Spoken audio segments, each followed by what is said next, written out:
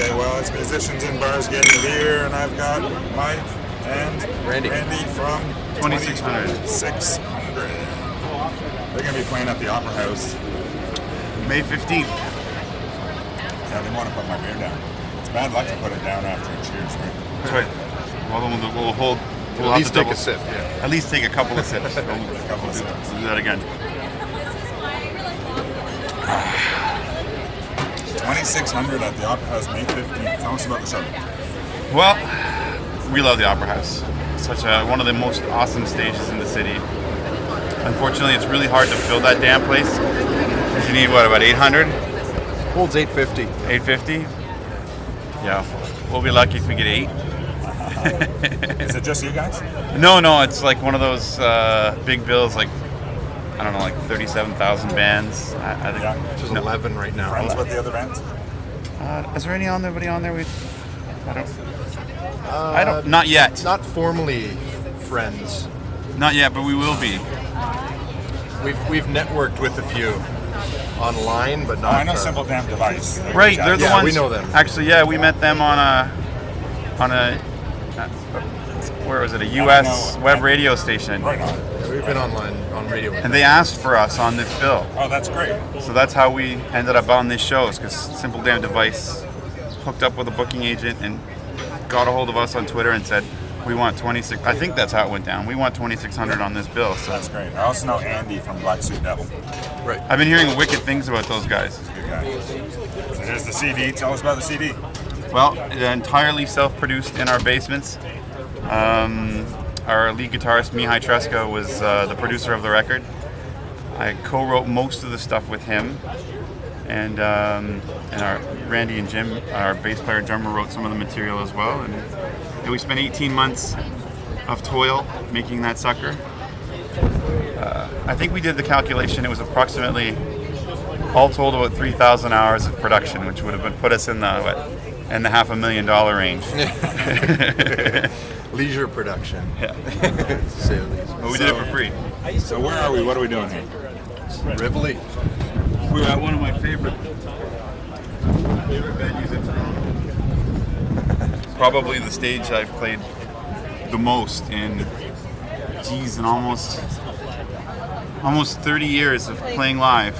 I've probably played this venue more than any other venue in the city. With this band or other bands? Or? This band and other bands, dating all the way back to, I think the first time I played here was probably 1991. Yeah, tell me a bit about the past. Well, it was a lot more fun back in the day when you could smoke in bars, yeah. And people used to stick around for longer. And there was pre-high definition video game era, Yeah. so people wouldn't be glued to their couch all night playing Call of Duty. Watching my YouTube video. No reality TV. There was no reality TV back then, and you had to wait a week for your new show to come out. So And, what were your bands back then? I was in one called Another Fine Mess. You were in... I was in Billy Was Raised by Gophers. Played with the Mess later on. We were in a band called Sneaky Preacher, the two of us, before this band. A bunch of session work. We've all done a bit of session work as well. So. Yeah. I've known Randy for a very, very, very long time. And anybody notable you've played with other than each other? He has. We once had our bassist left one of my bands. Billy Was Raised by Gophers. We played a show without a bassist, and it was sort of an indie night. And Basil Donovan from Blue Rodeo was in the crowd, and he saw that we didn't have a bassist, and approached us, I think, in the middle of one of the songs, and asked if he could jump up on stage. So I mean, what do you say? Okay. I was actually at that show. It was pretty phenomenal. I can verify that this incident did occur, in fact. I was in the audience at that show. Pretty wild. That was pretty wild. I'd say What was your band then? Billy Was Raised by Gophers, yeah. Sorry. No problem. I'd say for me the closest brushes with musical stardom in Canada would be, we had the fortune of having, I think, the fifth member of Sloan produce some of my old band's work, a gentleman named Brendan McGuire. Which band was that? Another Fine Mess. He had a studio literally around the corner from here. We used to come here for lunch when we were recording. And he produced a couple of the Sloan records at least. And Yeah, super guy. Haven't seen him in years. So where might I have heard your music? That is a fantastic question. I don't know if you prowl the online radio stations, which we're big fans of, because that's where all the real, the new, the crazy, the interesting music's happening. We've been getting featured on this Northern England radio station called EGH quite a bit. 365 network. 365, yeah. Go ahead. It's big. 365 radio network online. Outside of that, there's Spotify, there's iTunes, there's Bandcamp, Reverb Nation. We're all streaming on any of those services as well, and downloads outside of our physical CD sales. So yeah, we're pretty accessible. That's what I like, good clickability. Yeah. Well, we did that Mega Mike show. Wicked guy named Mega Mike up in Pembroke. He broke our broadcast radio cherry for us, which we really appreciate. Played it in Pembroke and Quebec and stuff like that. And I think he played 4 or 5 of our songs that night. Yep. That was nice. It was nice. That's awesome. So, I still have to send him autographed CDs. Actually, he asked, not just for our own ego. He actually asked. Yeah. We find autographing CDs kind of weird. You got a Sharpie on you? You give me a CD, I'll make the autograph. I did not bring a Sharpie. I'm sorry. There's got to be an art store around here somewhere. Yeah. It's Queen Street West. This is the musical capital of Toronto. It is. So you played the Riv. Where else do you like playing? Opera House, of course. Opera House, awesome. Lee's Palace, we love. Combo, hopefully again when they renovate. Yeah. Let's hope so, right? Yeah, Lee's, like you said, we just played the Mod Club. Great. We've played Young Dundas Square, Which was a lot of fun. which is pretty big. It was a private festival event put together by an organization called Fortress of Freedom. It's a freedom of speech organization. They grabbed a bunch of bands together and booked Young Dundas Square, and sort of a festival, I guess you could call it, and ran through a whole bunch of different genred bands, from rappers to heavy rock to classic folk and hip hop and everything else. So, it was an interesting day and a good experience. I mean, By playing far for that big the of a biggest stage. stage we've ever played, and we endeavored to take full freaking advantage of it. Awesome. Was it a crowded house, so to speak? It was right after Caravana, so it was a captive audience and a good crowd. So it was good timing more than anything. So yeah, killer. So, what else you got? What's on the agenda? We just released a new video for our first single off of our record. The song's called Death, Rain, and Taxes. We had a Toronto filmmaker named Sheldon Norton, who I dragged out of corporate work to shoot his first music video for us. And he did such an amazing job. We shot it in conjunction with actually a Queen Street skateboard shop called Longboard Haven. The proprietor of that place is the star in our video, and who knew this dude could act so well? It's like, holy shit, this guy's a really good actor. We really didn't want to be in the video. Like, we desperately didn't want to have to do the whole stand there and be goofy lip syncing. Like, it's just, we haven't crossed that bridge yet. We're not quite capable of that yet.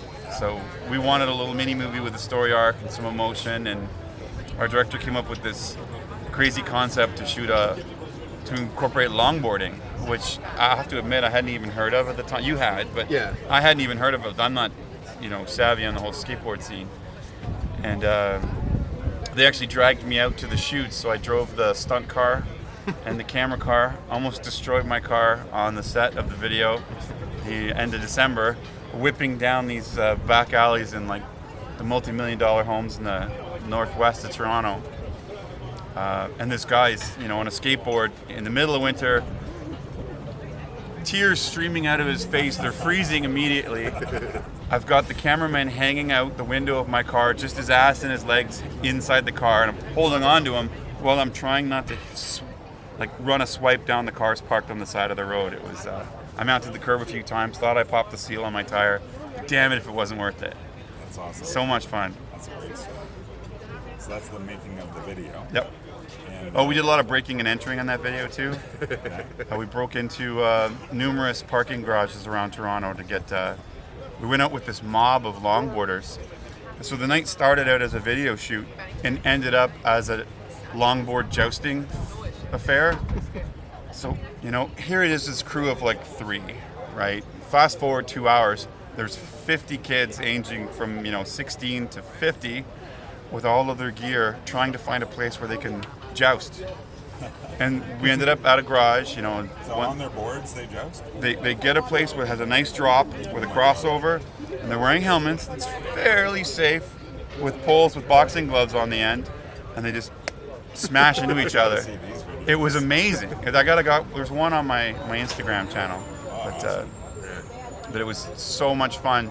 And they were like, most people typify these boarders as petulant, crazy, and nasty guys. But frankly, these boarders that we met were the sweetest, nicest, most inclusive kids we've ever run into. Welcomed us and our camera crew into their fold and answered all of our questions without, it was totally non-threatening. It was amazing. It's so much fun. I love the video. I love the concept. The song has a story to tell, so I don't know. It's easy to think, of a music video of having the band perform and lip sync or whatever. That's the traditional old way of doing things. So I like the fact that now they're making them more productions. So I was on board of this whole concept of having sort of a mini movie to express our song or soundtrack to our song, rather than just showcasing us. So what was your favorite gig with this band? Favorite gig? Well, The funnest or wildest or best crowd? Probably the most recent would have been maybe the Velvet Underground show for soundtrack of the city. That was fun. That was just a good turnout. It was more of a party than a gig. I like it when it feels more like a party. When the crowd gets into it and they're enjoying the music and they're having a good time, and that just makes us play better. Makes us have more fun. I got doused in blood at that show. Yeah, you got doused in blood. There was lots wicked. of stuff going on, so it was You're great. gonna have to elaborate. Okay, so I was having way too much fun with the bands that preceded us. I totally expended all of my energy before we hit the stage. Drinking my face off and partying and dancing and singing along to all these bands, including one of our favorites, Drunk Lips. I don't know if you've seen them, but you got to check these guys out. They're totally badass. So we're up on stage. We're on song 3. I'm a bit hammered and I'm very overheated. And I said to the audience, man, I wish I had some, fake blood to pour on my head. And of course, fake blood's part of the Drunk Lips. Their shtick. So the singer Sadie runs up from behind backstage, whips up on stage, and goes, I got some, douses it all over my head. And really, it was only room temperature fake blood, but I was so freaking overheated at the time, it felt amazing. It was like, it cooled me right the hell off for the next, 12 songs we had to do, whatever it was. And yeah, it looks horrible. I've got this blood all over my face, and my beautiful guitars are coated in this nasty crap. And Awesome. it was, Send the link. I'm gonna have to include that in this. Fair enough. playlist. Yeah, we got to put on our Yeah, YouTube it's channel. yeah. There's a YouTube of her pouring it all over me on. That's brilliant. So that's your favorite gig too? Of recent, yes. Yeah. That's my favorite recent gig. Anything crazy challenging? Well, actually, Distance or- the most recent challenge was we did an interview with Naked News. Was it Jackie? No, it was Carly Bay. And it was a wicked experience. These people they're fantastic professionals, and and the crazy questions we got before going from our friends and family, like, you don't even want to know what people think is going to occur. We want to know. I don't know what they think Naked News is. Right. Like, they think we're going to a brothel or something. Yeah. But it's a legitimate Oh yeah. entertainment/news organization. They're super nice humans. Mostly married people. It's all good. So fun. But we had to turn our loud ass rock show into a completely unplugged acoustic performance, which is a challenge, right? We're used to big amps, lots of effects processors, and so I had to go out and buy an acoustic guitar for the show. Learn how to play it, pull this stuff off. He had to learn how to play cajon for the show, a little drum slap box. Oh yeah. Pull it off while not being distracted by, obviously, The scenery. The scenery. That's probably the most political way to put it. The news. The news. The naked It's news. it's a very difficult interview, especially when you're trying to place what you're looking at, and you know, you know. And keep in mind that you got a new instrument. Well, yeah, you know, you've got a lot going on, so. But they made us feel right at home. It was very relaxed. Yeah, it's very cool. You know, And unique. and unique. Yeah, and they said they'd even have us back, so I guess we weren't that sophomoric, which was nice. Success. All right, cool. Well, we'll be back after these sponsors' messages, but we don't have any beer companies as sponsors yet, but come aboard. Yeah. I think you and your friend, I can't remember her name. She was wearing like the zebra print outfit that night. Really nice. Oh, I was trying to stalk her on Facebook. I couldn't remember what her name was. That makes it difficult. I had a couple of too many Jägermeisters that night. yeah. How was the show the other night at the? Oh, Tennessee? Yeah. No. The night I messaged you, I was like, "What are you saying tonight? You're at the opera." Oh, yeah, we were at the Opera for English Feet. Yeah. It was like a cruise ship show. Yeah, it's pretty disappointing. Yeah. All people were like, "I'm back." Like, It was like a sea of male pattern baldness and guys in their 40s. And I guess that's me, but at least I have blue hair. I was the only guy with blue hair. really? Yeah. Oh, I would have been like, He was easy to find. I was easy I'm chubby, I'm really tall. I was very easy to find in the place. sick. Tell me again your band and your name and your band. My name is Matt Kilborn. I'm the guitarist and singer of Holy Mind Funk, and we are online. Just Google interweb that shit. Right on. And your gig again? Cherry Cola's June 11th, 2600, Holy Mind Funk, and some good comedy from Dan Gowrie as well. Awesome. Likewise. Hell of a party. Can't Talk to you wait. guys soon, eh? Yeah, man. You guys soon this weekend? Nice, man. For sure, man. We're playing up in Newmarket. We're playing Newmarket. When? May 2nd, Saturday. Lionel Perkins. There. All right. Because that's what we play. Yeah. I'll get the Firkin crowd to come out. Yeah, freaking awesome. First drinks on me. Yeah. Four Okay, good no, bands. well, I probably know the bands. Like Blue Ranger Josh. Heretics, so Dan Gamble. Okay, great. I'll get Newmarket to come out. What is it, Second to Sunday or something like that? And, I remember season a band called Work, Yeah, friends of that's our cult following is Newmarket, so I'm gonna just we got you. Sweet. Okay, guys. Awesome, Nice man. meeting you, man. I'll bring lots of weed, don't worry. Yeah, just conversation too. All right, well, there's part 2. Inserted Impromptu networking, it's awesome. fans and friends all around. This is what It's Queens for US, man. This is what we do. We meet bands when we go out and party and have fun. It's good. Well done. Can't make money, make friends. Exactly. It's all about the fun. All about the music.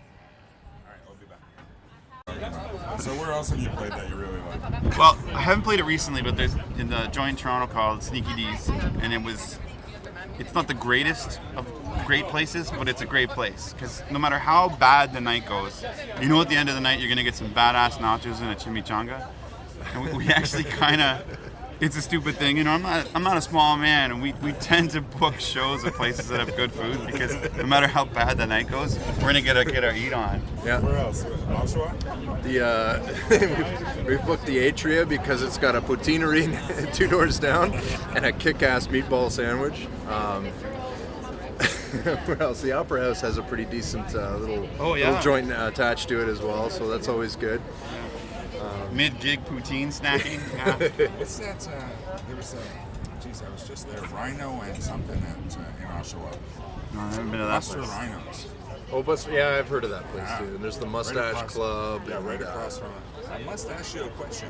Shave it for later. We used to play Strattingers all the time back in the day. yeah, I don't even know if it's still there, It's but still there. Yeah, but there, Good like music. 4 doors down, there was this wicked roti hut. yeah. So, and with the hottest hot sauce on the planet. So we'd actually book Strattingers shows so we could go get a roti. And I can tell you, roti before stage, really, really bad, epically badass idea. Like, don't do it. It's like you play all the songs at Ramon speed so you can get off sooner, so you can go, drop it to 2s. All right, so what do you want to say to close out? Hey, we just thank the opportunity for getting to hang out, drinking beer, musicians in bars drinking beer. It was a pleasure to meet you. I definitely want a T-Rocks t-shirt somehow. We have to figure that out. I will figure that. And, I got magnets. wicked. Magnets. beside the red stripes. Very awesome. So We love beer, we love rock and roll, and we don't get paid very often. But that doesn't. If we wanted the money, we'd be a freaking cover band doing the cover circuit in Northern Ontario, right? Yeah. We wouldn't be playing all original music. We wouldn't have busted our ass for 3,000 hours making an album in our basement. That's the facts. People don't realize. I mean, you can hear our music online, and that's great. We appreciate it, and we love that. We like nothing more than people hearing our music, but people need to come out and see shows too. There's nothing like coming out and seeing a live show and joining the party. That's the main thing that we do. Thanks. Right. Thanks, Mike. Thanks, Randy. Pleasure. Musicians in bars getting beer. Do it for the beer. Do it for the food. Cheers. Do it for the rock and roll and the love of music. Yes.